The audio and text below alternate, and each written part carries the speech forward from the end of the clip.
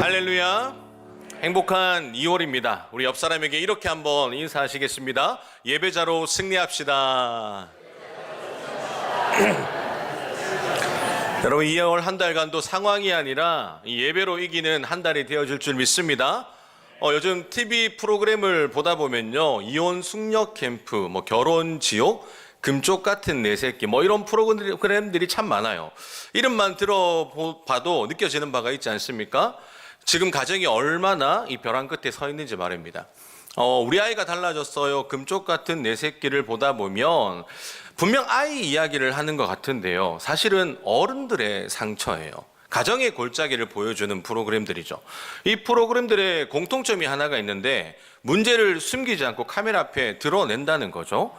보기 불편한 만큼 솔직합니다. 그런데 참 이상하죠. 문제를 덮어둘 때는 아무 일도 일어나지 않습니다. 그런데 드러내는 순간부터 코칭이 시작되고 변화가 시작되는 거죠. 여러분은 언제 상처받아 보셨나요? 아니면 지금 받고 계신 여러분들의 상처는 무엇인가요? 사람은 누구나 상처를 주고받으며 살아갑니다. 누군가에게는 그 상처가 별이 되기도 하고요. 누군가에게는 깊은 골짜기가 되어서 다시 일어서지 못할 정도의 아픔이 되기도 하죠. 저도 남들에게 말하지 못하는 상처가 있습니다. 하지만 이 자리에서 만약 여러분에게 말할 수 있다면 그 상처는 별이 되었다라고 하는 의미겠죠. 제가 최근 읽은 책 중에 가족치료 관점에서 본 성경의 가족 이야기라는 책이 있어요. 이 책에서도 이렇게 이야기를 하더라고요. 성경 속 인물들의 가정은 완전하지 않았다. 그러나 하나님은 그 가정을 포기하지 않으셨다. 여러분, 무슨 말이냐면 이 땅에 사는 모든 이들, 그러니까 우리는 서로 상처를 주고받으며 회복하는 사람들의 모임이라는 말입니다. 하지만 우리가 모인 이곳에도 아직 상처가 별이 되기 전에 인생을 사람들이 앉아 계실 거예요. 그런 분들에게 오늘 소개할 성경의 샘플들을 보면서 여러분들의 상처가 예배를 드리고 지나갈 그 후에는 별이 되어지는 시간이 되길 간절히 소망합니다. 여러분, 먼저는 아브라함입니다. 아브라함 정도의 집이면 어떻습니까? 부러운 집안 아닙니까? 그런데 이 집에는 어떤 상처가 있었을까요? 멀리서 보면 희극, 가까이서 보면 비극이라는 말이 그냥 생긴 게 아닙니다. 어느 날 사라가 부엌 한쪽에서 얼굴을 숙인 채 하갈 옆을 지나가요. 하갈도 여주인이 지나가는데 눈길조차 주지 않습니다. 집안 공기가 굉장히 차갑고 식어 있어요. 이삭과 이스마엘은 서로를 경계하듯 이제 눈빛을 주고받습니다. 이 모든 과정을 지켜보는 이가 있었으니 그의 이름이 무엇입니까? 아브라함이죠. 여러분, 아브라함은요, 그가 선택한 게 뭐냐면 밖으로 나가요. 여러분, 왜 그럴까요? 그 자리를 피하는 것이 가장 쉬운 방법이었기 때문입니다. 여러분, 가족들이 함께 있었어요. 눈빛도 대화도 없는 집, 피하는 것이 안전한 방법이 된 집이 누구의 집이었냐면 아브라함의 집이었어요. 그런 집안에서 자란 이삭의 집도 별반 다르지 않아요. 여러분, 리브가가 한쪽 장막에서 야곱에게 은밀하게 속삭입니다. 지금 내 아버지가 형을 축복하려고 해. 너는 지금부터 엄마 말 잘 들어. 지금부터 엄마가 시키는 대로 해. 그 순간 에서가 들판에서 사냥감을 들고 돌아와요. 그리고 그 얼굴에 평생 지워지지 않는 그 아픔이 새겨집니다. 자신의 축복이 한순간 동생에게로 넘어갔죠. 한 번의 속임수로 형제가 평생 원수지간으로 살아야 됐어요. 여러분, 그 사건의 주인공인 야곱은요, 더 복잡해요. 레아와 라헬이 서로의 아이를 세면서 승패를 가리고 있습니다. 치열하게 다산 경쟁을 벌이고 있어요. 그렇게 태어난 형제들은 이 요셉이 아버지에게 채색 옷을 물려받자 서로 눈빛을 주고받습니다. 그리고 어느 날 들판 한가운데서 그를 구덩이에 던져버려요. 여러분, 질투가 계획이 되고 계획이 범죄가 된 집의 모습인 거죠. 카메라 앵글을 우리가 조금 돌려 다윗으로 한번 넘어가 볼까요? 다윗의 집은 지금 왕궁입니다. 그 집은 평화롭습니다. 그런데 그 왕궁에서 무슨 일이 벌어지냐면 압살롬이 성문 앞에서 백성들의 마음을 훔치며 반역을 준비하고 있어요. 아버지를 향한 분노와 형제들을 향한 그 증오가 피비린내나는 성경에서 가장 유명하고 대표적인 사람들의 가정 이야기를 제가 짧게 전해드렸어요. 여러분, 문제가 많나요, 적나요? 문제가 많죠. 사랑하는 성도 여러분, 이 장면들이 먼 옛날 고대 근동에서 펼쳐진 이야기들로만 들리십니까? 아니면 오늘날 살아가는 우리 가정에도 낯설지 않은 모습으로 다가오십니까? 가족이 한 자리에 있어도 대화가 없고 형제나 자매가 성공을 해도 서로 축하하기보다 비교하면서 마음을 닫아버리죠. 어떤 문제는 너무 오래 묵혀서 이제는 입에 올리는 것조차 피하게 되는 이런 성경 속 이야기가 사실 거울 속 우리 집의 모습일 수 있다는 겁니다. 여기서 우리가 알아야 할 중요한 사실이 하나가 있습니다. 성경 속 가정과 오늘 우리 가정 사이에는 시간과 공간의 거리는 분명히 있습니다. 그러나 상처의 본질이 같다는 거예요. 그래서 하나님은 이 이야기들을 단순한 역사 기록으로만 남기지 않으셨습니다. 이것은 너희 집안도 그 집안처럼 깨질 수 있다라고 하는 하나님의 경고이자, 그럼에도 불구하고 내가 회복시킬 거야 라고 하는 하나님의 약속인 거예요. 그렇습니다. 하나님은 깨어진 가정을 버리지 않으십니다. 여러분 믿으십니까? 오히려 그 상처난 자리에서 회복을 시작하세요. 아브라함도, 이삭도, 야곱도, 다윗도 하나님의 손에서는 역사의 도구가 되었던 거죠. 그렇다면 이런 상처투성이 집에서 어떻게 하나님의 은혜가 흐를 수 있었냐라는 거죠. 그 시작은 우리 앞에 놓인 상처의 골짜기를 외면하지 않는 것에서부터 출발합니다. 여러분, 은혜는요, 도망친 자리에서 흐르지 않아요. 하나님은 우리가 외면하지 않는 자리에서 회복을 시작하세요. 그래서 우리가 첫 번째로 나눌 말씀은 저를 따라 하시겠습니다. 상처의 골짜기를 외면하지 말라. 여러분, 아브라함, 이삭, 야곱, 다윗, 그 이름만 들어도 믿음의 거장이다라고 하는 수식어가 따라오죠. 하지만 그들의 집은 믿음만큼 완전하지 않았어요. 성경은 그들의 가정을 숨김없이 적나라하게 기록합니다. 여러분, 왜 그렇게까지 기록했을까요? 하나님은요, 상처를 덮는 방식이 아니라 드러내는 방식으로 일하시기 때문입니다. 여러분, 문제를 회피하면요, 상처는 더 깊어져요. 그러나 드러낼 때 치유가 시작되는 거죠. 제가 정말 존경하는 권사님들이 있습니다. 교회 일에 최선을 다해 봉사하고 하나님 앞에 믿음으로 행동하고 반응하며 사시는 분들입니다. 그런데 그분들의 가정을 신방하다 하고 들여다보면 죄송하지만 모두 자신만의 깊은 상처를 안고 계셨어요. 자녀가 믿지 않는다든지 풀리지 않는 기도의 제목들을 가지고 하나님과 씨름하고 계셨습니다. 저희 어머니도 권사였어요. 어머니가 가진 것도 없고 아무것도 없지만 몸과 마음을 다해 교회를 섬기셨고 하나님 앞에 최선을 다해 사셨습니다. 하지만 어머니의 성김과 기도에도 불구하고 가족 중에 단 한 명도 복음을 듣고 돌아오지 않았어요. 할머니도, 삼촌들도, 가까운 친척들도 누구도 하나님께 돌아오지 않았습니다. 사람들은 어머니를 향해 뭐라고 불렀냐면 교회에 미친 사람이라고 불렀어요. 그 별명은 복음을 거부하게 만드는 빌미가 되었던 거죠. 여러분, 그 이유가 뭘까요? 그들의 주장이 뭐였냐면 그렇게 예수를 믿었으면 잘 살아야지, 부유해야지, 그 병에 걸리지 말았어야지, 뭔가 잘 풀려야지. 그렇지 못한 현실이 가족들에게 불신으로 다가오더라고요. 그것이 제게는 굉장히 큰 상처가 되었습니다. 만약 제가 그 아픔을 돕고 살았다면 저는 오늘 이 자리에서 여러분께 아무런 말도 할 수 없었을 겁니다. 저 역시 그 상처의 골짜기를 지나야만 했던 거죠. 이 아브라함은 하갈과 이스마엘이라는 문제를, 그 골짜기를 피하지 않았어요. 하나님은 결국 그 골짜기와 마주하게 하셨습니다. 결국 하갈을 떠나보내죠. 그 떠나보내는 순간 아브라함은 자신의 상처와 선택의 무게를 직면해야 했습니다. 그가 만약 계속 피해 다녔다면요, 은혜는 그 골짜기로 흐르지 않았을 겁니다. 여러분, 이삭의 집도 마찬가지입니다. 편애로 시작된 갈등과 이 속임과 상실로 이어졌고 결국 가족 모두가 그 후유증을 안고 살아야 됐습니다. 하나님은 그 고통의 골짜기를 통해 형제의 관계와 믿음을 시험하시면서 회복의 자리로 인도하셨던 거죠. 야곱은 요셉을 잃은 후에 그 아픔이 수십 년 동안 계속됐어요. 가슴에 묻었죠. 그러나 하나님은 기근이라고 하는 그 사건을 통해 그 상처를 다시 꺼내셨습니다. 그리고 마침내 요셉과의 재회 속에서 용서와 회복의 은혜를 경험하게 하셨던 거죠. 다윗은 압살롬의 반역을 피해 도망갔죠. 하지만 도망만으로 문제가 해결되지 않습니다. 그 고통의 골짜기에서 다윗이 어떻게 합니까? 하나님 앞에 무릎을 꿇었고 하나님은 그를 다시 세우셨어요. 오늘 우리의 가정도 다르지 않습니다. 여러분, 갈등이 깊어지면 대화를 피하고 감정이 상하면 회피하는 것이 더 쉬워요. 겉으로는 평온한 척하지만 속에서는 상처가 골마가는 거죠. 여러분, 외면당하고 방치된 상처를 성경은 뭐라고 이야기하는지 아십니까? 우리 이사야 1장 6절 말씀 함께 읽도록 합니다. 시작. 터진 것과 새로 맞은 흔적뿐이거늘 그것을 짜며 싸매며 기름으로 부드럽게 함을 받지 못하였도다. 여러분, 방치하면요 뭐래요? 남겨지는 게 뭐라고 합니까? 회복할 수 없는 임계에 도다른다라고 얘기하는 거예요. 그러나 하나님은 우리가 회복할 수 없는 자리에만 두시는 분이 아니에요. 하나님은 상처 있는 사람들을 향해 바로 은혜를 부어주시는데 시편 140 대신 짊어집니다. 우리 이사야 53장 5절 말씀 함께 읽습니다. 시작. 허물 때문이요 그가 채찍에 맞음으로 우리가 나음을 받았도다. 여러분, 이런 성경적 근거가 있기에 은혜는 덮는 자리에서 결코 흐를 수 없다는 거예요. 사랑하는 성도 여러분, 우리의 병이 드러나야 치료가 시작되듯이 가정의 상처를 인정할 때 하나님이 그 자리에 은혜를 흘려보낼 수 있습니다. 외면과 회피는요, 상처를 깊게 만들지만 직면과 고백은요, 은혜의 통로가 되는 시작점이 될 수 있는 거죠. 여러분들이 지금 서 있는 그 골짜기는 어떤 곳입니까? 제가 감히 말씀드립니다. 여러분, 피하지 마세요.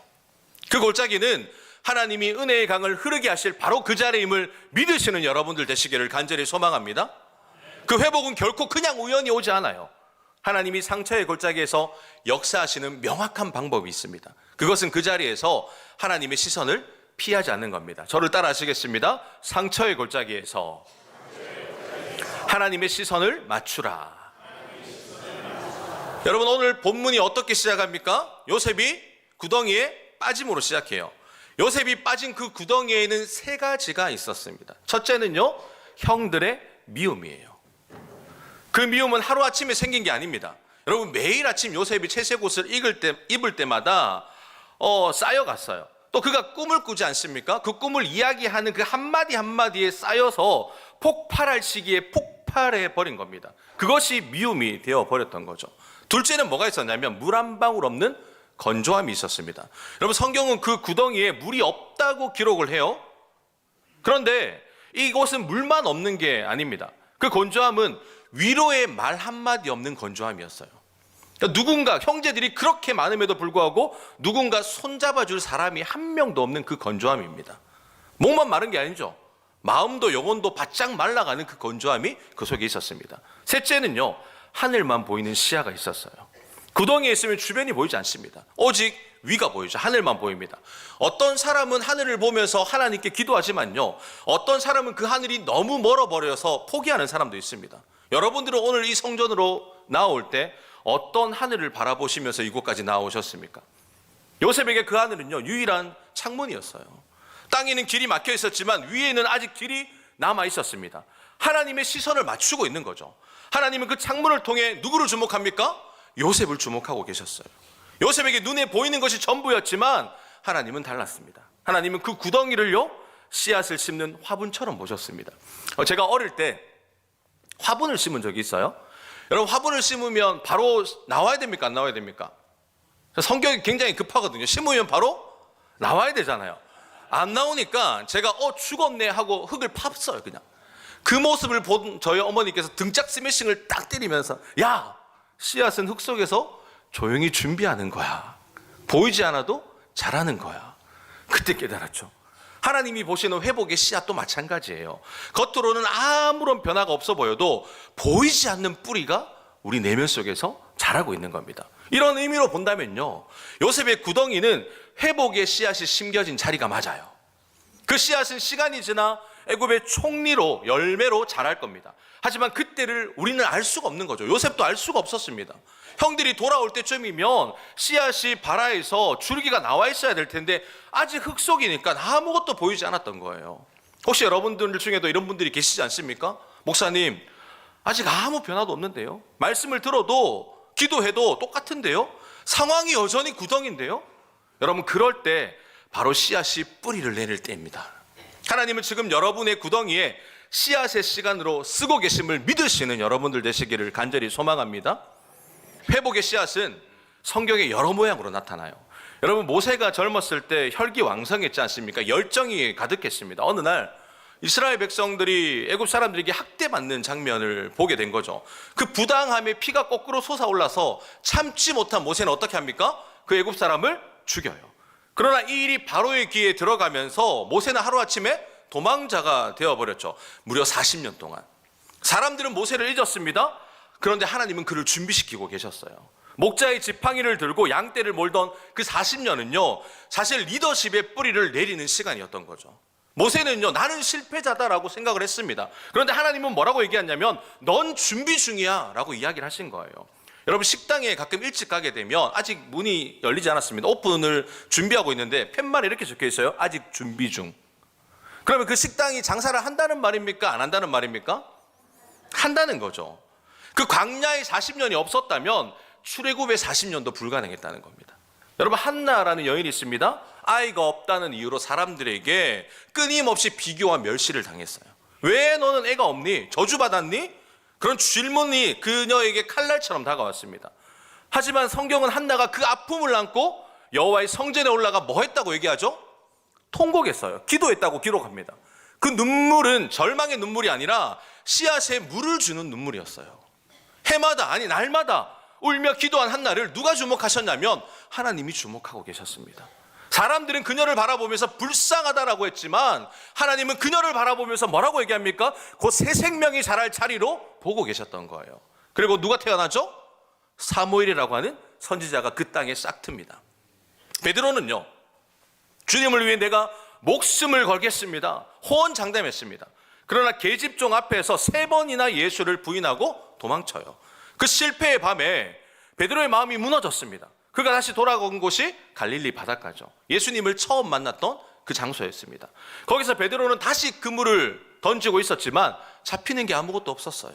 그 허탕한 시간에 하나님이 실패를 걸음으로 바꾸고 계셨습니다. 그리고 부활하신 주님이 찾아왔을 때 베드로 보고 뭐라고 이야기합니까? 내 양을 먹이라 라고 3번이나 말씀하셨을 때 그 걸음에서 목자의 사명이 싹트기 시작했던 거예요. 사랑하는 성도 여러분, 모세에게 강야는요 리더십의 뿌리가 내린 자리였습니다. 한나에게 눈물은요 새 생명의 씨앗을 키운 물이었어요. 베드로에게 실패는요 사명의 열매를 키우는 걸음이었던 거죠. 당장 흙 위로 싹이 보이지 않아도 하나님은 씨앗이 자라고 있는 걸 보고 계십니다. 지금 여러분들이 서 있는 그 골짜기, 그 자리에서 회복의 씨앗이 심어지고 있음을 믿으시기를 간절히 소망합니다. 은혜는요 골짜기를 우회하지 않아요. 은혜는 골짜기 한가운데로 들어옵니다. 그리고 그 자리에서 씨앗이 자라기 시작하죠. 그렇다면 우리는 이렇게 질문해야 돼요. 마지막으로 상처의 깊은 골짜기에서 그럼 우리는 어떻게 나가야 됩니까? 라는 질문이죠. 저를 따라 하시겠습니다. 은혜를 붙잡고 나아가는 결단. 사랑하는 성도 여러분, 여기서 우리가 꼭 짚고 넘어가야 될 사항이 하나가 있습니다. 하나님은 고난을 목적 삼아 우리를 부르신 분이 아니에요. 그러니까 하나님이 고난을 즐기시다거나 아픔을 통해 우리를 괴롭히시려고 하는 분이 아니라는 겁니다. 그러나 우리가 인생을 살다 보면 크고 작은 어려운 순간들을 만나죠. 피할 수 없는 고난이 자리에 임합니다. 하나님은 그때에 한 번도 우리의 손을 놓지 않으시고 그 자리에서 우리를 빚어가고 계신 거예요. 고난이 목적이 아니라 그 고난 속에서도 포기하지 않는 하나님의 손길이 목적인 겁니다. 여러분 요셉을 보세요. 그의 이야기는 구덩이에서 끝나지 않아요. 그의 인생은 오히려 그 구덩이에서 시작합니다. 그러나 성경은 분명하게 말합니다. 가장 중요한 순간은 그가 위대한 총리가 되었다 아닙니다. 형들과 다시 마주한 그날에 펼쳐져요.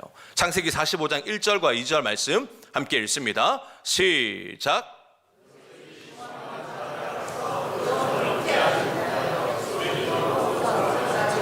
자기에게서 물러가라 하고 그 형제들에게 자기를 알리니 그때에 그와 함께한 다른 사람이 없었더라. 요셉이 큰 소리로 우니 애굽 사람들에게 들리며 바로의 궁중에 들리더라. 여러분 요셉이 울었어요. 여러분 이 울음은요 강해진 울음이 아닙니다. 붙들고 있던 질문이 무너지는 울음이었어요. 왜 나였는가? 왜 내가 팔려가야 됐는가? 왜 그 판 사람이 형들이었는가? 내가 왜 이렇게 감옥에 가야 되는가? 수없이 하나님 앞에 붙들고 있던 그 질문입니다. 요셉은 그 질문을 덮지 않았습니다. 도망치지도 않았어요. 그 질문이 다 무너질 때까지 하나님 앞에 울었고 형들 앞에 지금 서 있는 겁니다. 그리고 마침내 그가 뭐라고 고백합니까? 45장 5절 말씀 함께 읽도록 합니다. 시작. 당신들이 나를 이곳에 팔았다고 해서 근심하지 마소서, 한탄하지 마소서. 하나님이 생명을 구원하시려고 나를 당신들보다 먼저 보내셨나이다. 아멘. 뭘 구원하시기 위해서요? 생명을 구원하시려고. 그 순간 요셉의 인생은 설명이 아니라 지금 뭘 하는 겁니까? 고백을 하고 있는 거예요. 여러분 요셉의 인생 가운데 상처가 지금 사라지지 않았어요. 그런데 뭐가 바뀌었습니까? 그 상처를 해석하는 기준이 바뀌었어요. 사랑하는 성도 여러분, 은혜를 붙잡는다는 건요 감정을 억누르는 게 아닙니다. 우리의 상황을 부정하는 것도 아닙니다. 은혜를 붙잡는다는 거는요, 질문을 바꾸는 거예요. 하나님, 왜 내게 이런 일이 일어났습니까? 라는 질문에서 하나님, 이 일을 통해 누구를 살리기 원하십니까? 라는 질문으로 인생의 방향을 돌리는 것입니다. 요셉은 그 질문을 바꿨고 그 순간 그의 상처는 하나님의 구원이 시작되는 길이 되었던 거죠. 고린도후서 1장 4절도 명확하게 이야기합니다. 함께 읽습니다. 시작. 우리를 위로하사 우리로 하여금 하나님께 받은 위로로서 모든 환난 중에 있는 자들을 능히 위로하게 하시는 이시로다. 아멘. 여러분, 하나님이 우리를 치유하신 이유가 뭐라고 이야기하시는 거예요? 상처의 골짜기를 살아가는 여러분들에게 회복을 허락하시는 이유가 뭐라고 이야기합니까? 하나님은 그 치유를 통해 또 다른 누군가를 치유하시기 원하시기 때문이에요. 저는 목회자로 이 말씀을 굉장히 깊이 경험했습니다. 여러분, 사람이 가장 쓰임받기 어려울 때가 언제인지 아십니까? 건강을 잃었을 때예요. 몸이 무너지면 마음도 무너지고요. 그때는 어디에도 쓰이기 어렵다라고 느껴집니다. 절망적이죠. 어릴 때 저는 하나님께 이런 기도를 한 적이 있습니다. 참고로 여러분, 이런 기도는 절대 하지 마세요. 하라고 하는 겁니까? 하지 말라고 하는 겁니까? 하지 마세요. 제가 어떤 기도를 했냐면, 하나님, 많은 사람들의 아픔을 경험하고 싶습니다. 가난도 경험하고 싶고 아픔도 경험해서 그들의 마음을 알고 읽고 그들에게 설교로 치유하고 싶습니다. 여러분, 굉장히 거룩해 보이죠? 그렇지 않습니까? 이런 기도를 들으면 아, 저 목사님 굉장히 거룩한 목사구나. 여러분, 그 기도가 어떻게 응답된지 아십니까? 정말 가난이 찾아왔어요. 가난 속에서 하루를 버틴다는 게 얼마나 힘든 건지 뼈저리게 느꼈습니다.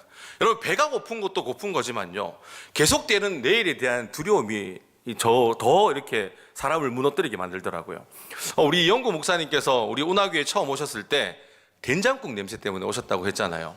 그거 사실 의역해서 말씀하신 말이지만 그만큼 어려움 속에서 목회를 시작하셨다라고 하는 뜻이죠. 저도 약간 비슷한데요. 저는 어릴 때 바퀴벌레는요, 솔직히 말하면 친구였습니다. 친구. 요즘 말로 하면 반려동물이었어요. 그러니까 잠자리도 늘 함께 했고, 한 번에 이 바퀴벌레가 알을 낳으면 몇 마리 낳는지 아십니까? 몇백 마리를 낳아요. 그럼 여러분, 그 알 낳은 장면을 우리가 목격하면 어떻게 해야 돼요? 냅둬야 됩니까? 해결해야 됩니까? 해결하는 방법은 테이프를 딱 뜯어가지고 그때 당시 한번 쑥 문지르면 어떻게 되죠? 다 죽어요. 그 상황이 특별한 상황이 아니라 그냥 평범한 일상이었어요. 그런 가난 속에서 제가 정말 살아오다 보니까 하나님의 복을 많이 받았습니다. 너무나도 예쁜 아내를 만난 거죠. 제가 아내에게 10번을 대시했어요. 9번 차였습니다. 그리고 하나님의 은혜로 10번째로 이제 만나게 되었던 거죠. 제가 4학년 때 아내에게 이렇게 얘기했어요. 우리 결혼할래? 그리고 바로 이렇게 물었습니다. 근데 나는 돈이 없는데 니는 돈 있나? 그랬더니 아내가 뭐라고 이야기하는지 아십니까? 그때 아내가 유치원 교사로 조금 일했었거든요. 조금 있다 이러는 거예요. 그럼 제가 그럼 그걸로 결혼하자. 그럼 이런 남자가 어디 있습니까? 근데 이런 남자에게 시집 오는 여자가 어디 있습니까? 하나님의 역사가 이렇게 이루어진 거예요. 할렐루야. 이 아이들을 1년에 한 명씩 낳았습니다. 3년 동안 아이만 낳았죠. 아이를 놓고 여전히 가난한 형편 속에서 제가 아내와 함께 아이들을 키웠습니다. 어느 날 피자가 너무 먹고 싶은 거예요. 그래서 사 먹을 돈이 없었습니다. 마침 연말에 교회에서 상품권을 1만 원, 2만 원 이렇게 주더라고요. 그걸 가지고 제가 피자헛에서 피자를 샀습니다. 마치 새로 나온 신상이었는데 4가지 맛이 있는 거였어요. 너무 맛있는 거예요. 근데 이걸 그날 다 먹을 수는 없었습니다. 그래서 아껴두고 내일 먹어야지. 그런데 냉장고에 넣으려니까 냉장고에 안 들어가는 거예요. 그냥 거실에 두고 잤습니다. 아침에 일어나서 피자 먹을 생각에 눈을 떴는데요, 와, 일어나자마자 기겁을 했어요. 여러분, 개미떼가 행렬을 이루고 좋게 몇천 마리가 되어 보이는 거예요. 제가 영남대 근처에 살았거든요. 아마 이 개미들이 이 집에 피자 있다 이렇게 뭐 소식을 전했는지 오만 개미들이 우리 집에 다 모여든 거예요. 그 순간 머릿속에 제가 무슨 생각을 한지 아십니까? 이 개미들을 좀 치우면 피자를 먹을 수 있지 않을까? 그렇게 어리석은 생각을 했던 그 가난. 여러분, 그 정도로 정말 치열하게 살았습니다. 그런데 여러분, 제가 그 시간을 지나 어디에 서 있는 거죠? 여기 강단에 서 있는 거예요.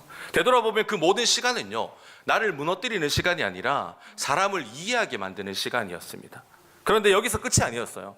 건강의 위기와 가정의 아픔이 또 찾아오는 거예요. 여러분, 이 이야기는 기대하시라. 개봉박두. 다음에 하겠습니다. 그 모든 시간의 여정을 지나서 그 가난과 건강과 가정의 골짜기에서도 하나님은 내 인생에 씨앗을 심고 계셨어요. 제가 이런 가난과 아픔의 이야기를 꺼내는 이유가 뭘까요? 저의 상처가 하나님 안에서 별이 되었기 때문이에요. 그 모든 시간을 지나 제가 지금 이 거룩한 운하의 강단에서 말씀을 전하는 사역자로 오늘도 하나님은 부족한 저를 여전히 사용하고 계시다는 거죠. 사랑하는 성도 여러분, 여기 계신 우리 모두에게는요, 마이너스가 있습니다. 우리의 약함이 있어요. 그 약함이 존재하는 이유가 뭐라고 얘기합니까? 그 약함을 우리가 통과할 때 하나님은 한 영혼을 회복하는 도구로 저와 여러분들을 사용하신다는 거예요. 제게는 늘 설교에 피드백을 해주는 아내가 있습니다. 정말 적나라하게 피드백을 잘해줘요. 여러분들은 저에게 잘한다 칭찬하지만 저희 아내는 절대 칭찬하지 않습니다. 정말 객관적으로 하나부터 10가지를 이야기해 줍니다. 그 말을 들을 때마다 굉장히 아파요. 그리고 나서 아내가 마지막으로 얘기합니다. 한 영혼이라도 돌아온 것 같나? 이 말이 무슨 말이냐면요, 제가 아내에게 그렇게 이야기를 했어요. 제가 설교해서 모든 사람들이 만족하진 않을 거다. 그런데 내가 이 한 편의 설교를 준비하는 이유는 이 설교를 통해 한 영혼이라도 돌아온다면, 한 영혼이라도 회복하고 하나님 앞에 두 손 들고 고백하며 돌아온다면 내 설교는 실패한 게 아니다. 그렇게 이야기를 했습니다. 그래서 늘 아내가 이렇게 묻는 거죠. 그럼 제가 뭐라고 이야기합니까? 아마 그럴걸, 이렇게 이야기를 해요. 그렇게 대답하면 아내는 심플하게 딱 한마디 합니다. 그럼 됐다. 저는 여러분 화려하지 않지만 하나님이 저의 상처와 우리의 약함을 통해 오늘도 별을 만들고 계심을 믿습니다. 사랑하는 성도 여러분, 상처를 붙잡으면요, 마음이 굳어집니다. 그런데 은혜를 붙잡으면요, 다시 살아갈 힘이 생기는 거죠. 오늘 우리는 요셉의 구덩이에서 출발했습니다. 그 자리에는 형들의 미움이 있었고 물 한 방울 없는 건조함이 있었고 하늘만 보이는 시야만 있었습니다. 그런데 그 자리에서 하나님은 회복의 씨앗을 심으셨습니다. 그 씨앗은 때가 되어 총리의 자리에서 꽃을 피웠지만 진짜 열매는 형제의 용서와 회복이었어요. 아브라함의 가정은 어떻습니까? 이삭은요, 야곱은요, 다윗은요, 그 가정이 완전하지 않았습니다. 여러분, 우리의 가정도 완전하지 않습니다. 우리의 교회도 완전하지 않아요. 싸우고 다투고 삐지고 화내고 깨지고 부서지고. 그런데도 하나님은요, 완전하지 않는 그 집을 통해 은혜를 흘려보내십니다. 오늘 말씀의 핵심이 뭡니까? 은혜는 골짜기를 우회하지 않는다는 거예요. 그 한가운데로 흘러나와서 회복과 생명을 낳습니다. 혹시 여러분 중에도 구덩이 속에 살고 계신 분들이 계십니까? 형제의 미움 속에 있는 분, 마음이 바짝 말라버린 분, 가정에 직면한 문제 때문에 오늘도 눈물로 지내는 분들이 계십니까? 여러분 마음속에 교회에 대한 상처가 아직도 남아있는 분들이 계시냐 말입니다. 오늘도 하늘만 바라보면서 하나님 너무 멉니다, 외로이 이 길을 걸어가는 분들이 계십니까? 여러분 기억하십시오. 씨앗은 흙 위에서 자라지 않아요. 흙 위에 있으면 말라 죽습니다. 씨앗이 자라기 위해서는 어둡고 눌리고 보이지 않는 흙 속으로 들어가야 돼요. 씨앗은 흙 속에서 왜 여깁니까? 이렇게 말하지 않아요. 씨앗은 아무 말 없이 그 자리가 자기가 자라야 할 자리임을 받아들이고 뿌리를 내립니다. 사랑하는 운하교회 성도 여러분, 오늘 여러분들이 서 있는 그 골짜기에 혹시 하나님이 은혜의 씨앗을 심고 계신 건 아닐까요? 이제 우리가 선택할 시간입니다. 여러분, 은혜를 붙잡는다는 것은 우리는 이미 회복의 길 위에 서 있다는 말이에요. 저는 바라기는 여러분들의 마음에 존재하는 상처의 골짜기에 하나님의 강력한 은혜가 흐르기를 간절히 소망합니다. 그리고 그 은혜가 여러분들을 다시 세우고 일으키고 회복시킴으로 여러분 때문에 또 누군가를 일으키는 그 열매로 쓰임받기를 소망합니다. 사랑하는 성도 여러분, 상처의 골짜기를 지나 은혜의 길로 걸어가는 이번 한 주간의 삶이 기대되지 않습니까? 하나님이 우리 인생을 찾아오셔서 어떻게 도우실까? 하나님 우리에게 뭐라고 말씀하실까요? 너희는 가만히 있어, 내가 행할 길을 보라 라고 말씀합니다. 이번 한 주간도 주님과 동행할 수 있는 우리 운하의 모든 생명의 공동체가 되길 예수님의 이름으로 축원합니다. 아멘. 우리 말씀을 기억하면서 찬양으로 고백하며 나아가겠습니다.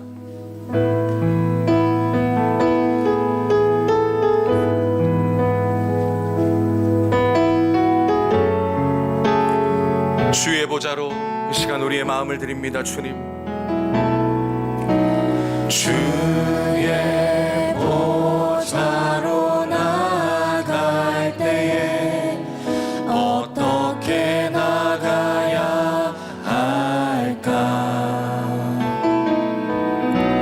나를 구원한 주의 십자가 그것을 믿으며 가네. 주의 보좌로 나아갈 때 주의 보좌로 나아갈 때에 나 여전히 부족하나.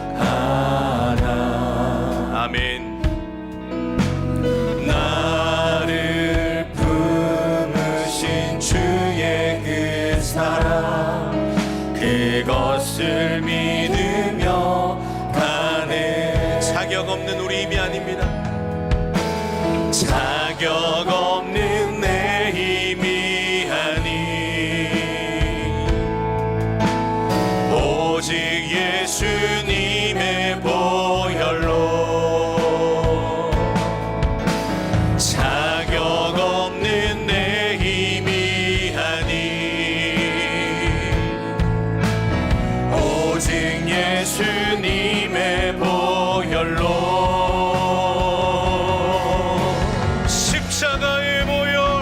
십자가의 보혈 완전하신 사랑 힘입어 나갑니다.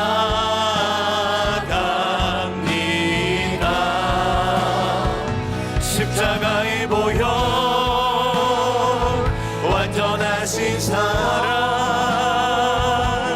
힘입어 예배하. 자격 없는 내 자격 없는 내 힘이 아니 아멘. 오직 예수님의 보혈로 자격 없는 내 힘이 아니 오직 예수님의 보혈로. 우리를 고치시고 치료하실 주님 앞에 두 손 높이 들고 믿음으로 고백하며 나아갑니다. 십자가의 보혈 완전하신 사랑 힘입어 나갑니다.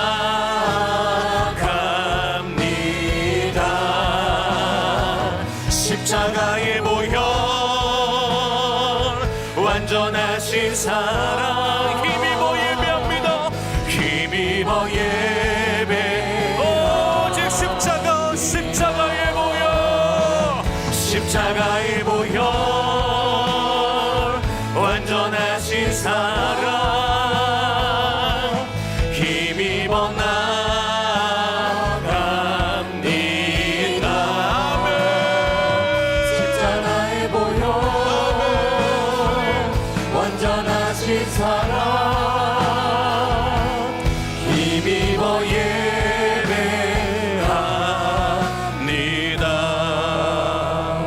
이 시간 우리 말씀을 기억하며 기도하겠습니다.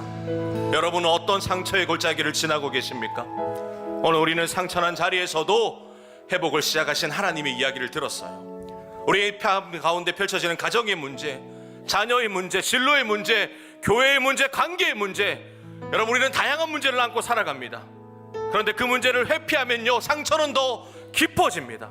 이 시간 하나님 앞에 그 문제를 드러내면 하나님의 치유가 시작되는 거예요. 하나님, 나에게 아픈 상처가 있습니다. 지금도 고통받고 있는 수많은 갈등이 있습니다. 하나님 고쳐주시옵소서. 더 이상 그 아픔이 되지 않게 나를 인도해달라고 이 시간 기도하실 때에 우리 주님 간절히 한번 찾고 기도하며 나아가겠습니다. 주님 찾습니다. 주여.